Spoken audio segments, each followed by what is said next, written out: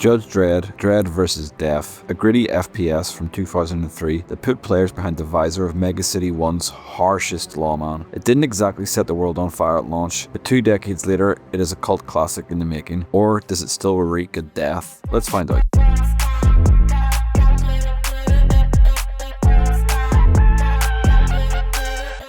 Dredd vs. Death was developed by Rebellion during the 6th generation of consoles on the Xbox, PS2, GameCube and Windows. Originally meant to be an exclusive on the Xbox, with the other consoles being announced throughout development. This game was a result of Rebellion acquiring the rights to 2000 AD comics. This game originally might have been intended to be a flagship title for a Judge Dredd series. Unfortunately, if this was the plan, it was dead in the water, as the game would go on to garner negative reviews. That leaves the elephant in the room concerning the source material and the nearly decade-old Judge Dredd movie at the time of its release, and another movie that would come 10 years following it, but I'll touch on that a bit later. So obviously I'm playing Dredd vs. Death on hard. It will become abundantly clear that it doesn't really matter with this particular title. We start off with the tutorial mission, which is your basic WASD to move and space to jump, etc. But it does introduce a couple of crucial mechanics, such as arresting perps, which is fun. It's just a bit of a power trip feature, and it's cool getting the arrest details.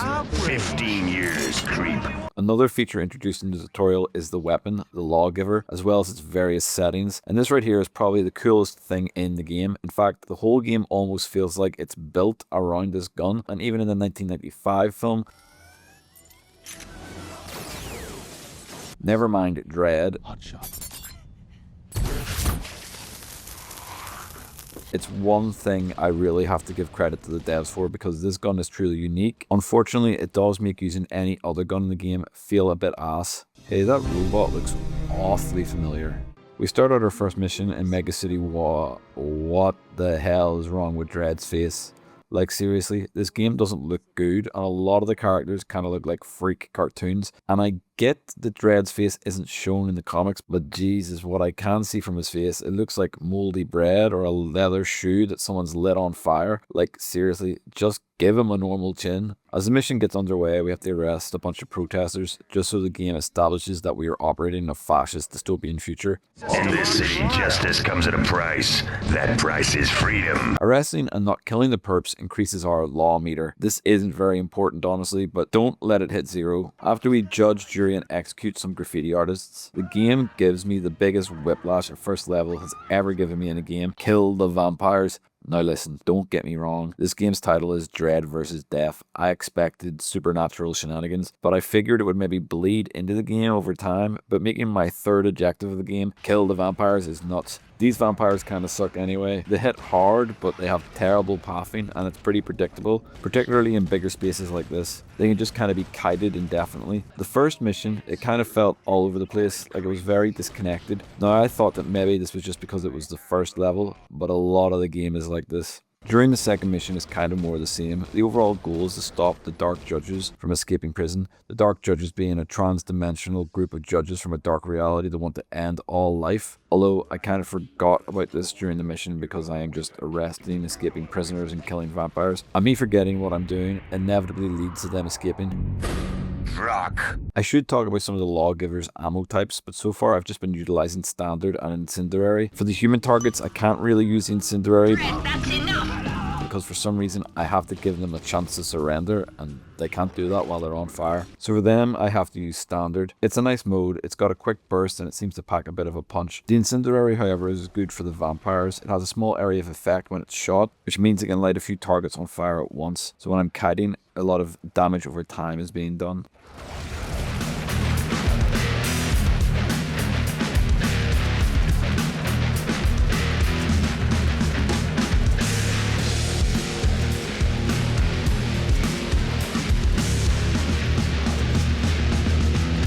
Justice is served.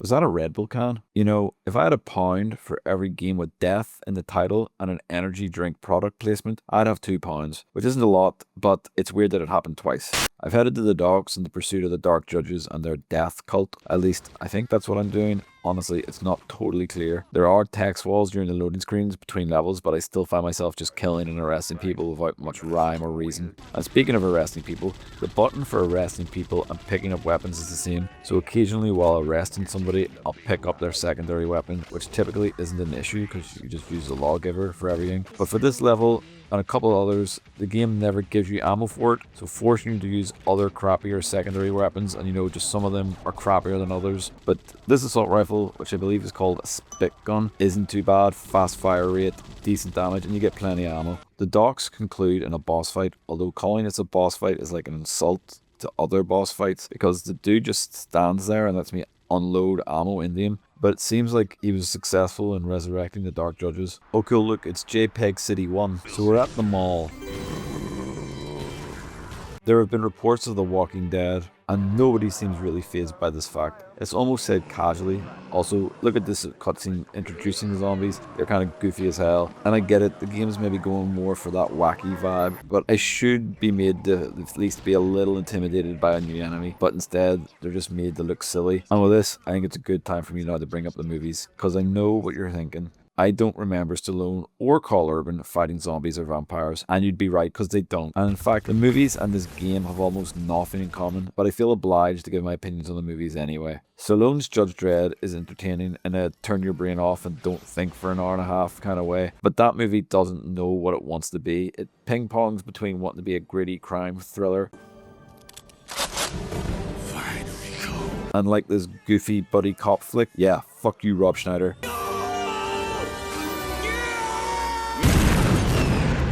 Dredd on the other hand is the gritty crime action thriller, and while you don't exactly need to turn your brain on to watch that either, it knows what it is and it kills it. The cast is amazing and it's a superbly made film. The actual inspiration for the game comes from the comics, sorta. It's based on a combination of stories involving the Dark Judges. I'm bringing justice to this dread-forsaken sector.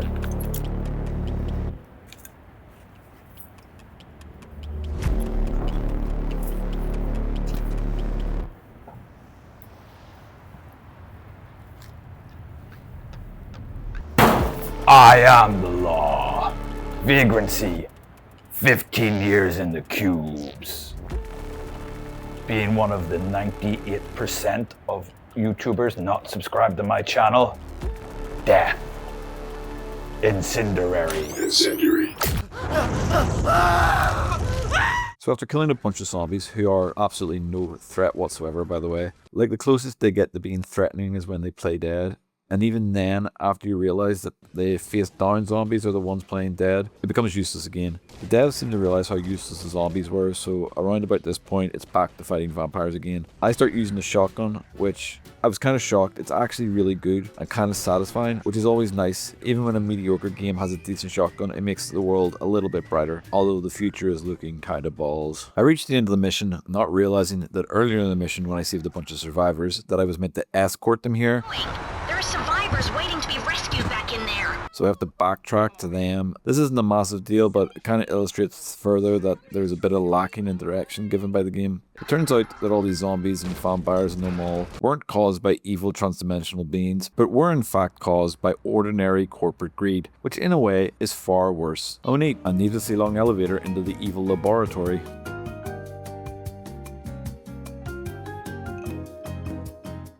So at this point, we're kind of at the end of the game introducing anything new. It's all vampires and zombies from here on out, all the way to the end. And I basically just rinse and repeat, lighting them on fire and carrying them around and occasionally shooting. Dr. Icarus, the guy behind this mess, is seen here injecting himself with immortality serum, and then Dredd shoots him, killing him. Consider yourself stopped. This will be important later. The level ends with an escape the lab as it blows up section, which typically I do enjoy. I think this next level is just like me getting evac'd after leaving the destroyed lab. I use the heat-seeking bullets here a little, which are kind of handy for killing dudes around corners, although it drains my law meter if I fire too many bullets and then they surrender. What also doesn't help is setting people on fire. This is the first mission I failed for killing too many people. I'm sending in the SJS. which means the special judicial squad come after me, the judges who go after judges, but now I just end up killing them endlessly, so I have to restart. I can't stress how much I hate this feature. It's a little petty of me, but if you're gonna have this in your game, it needs to actually be a threat. I need to be scared of it. Instead, it just kind of annoys me. One of the dark judges, Mortis, has been spotted at the Clooney Hospital. The mission just entails rounding up a bunch of survivors and putting them in quarantine. We'll not talk about the group I accidentally locked in with a zombie. My god, that is the most horrific thing I've ever seen. Anyway, the Mortis fight, it's okay. It's basically just an escort mission boss fight, which on paper does sound fucking horrible, but it's really not that bad. But I was told specifically not to kill Mortis. Destroy his body. Mortis will escape in ethereal form. And then I did it anyway, so I failed the mission, which doesn't send you back to the checkpoint. I have to pause the game and then reload a checkpoint manually.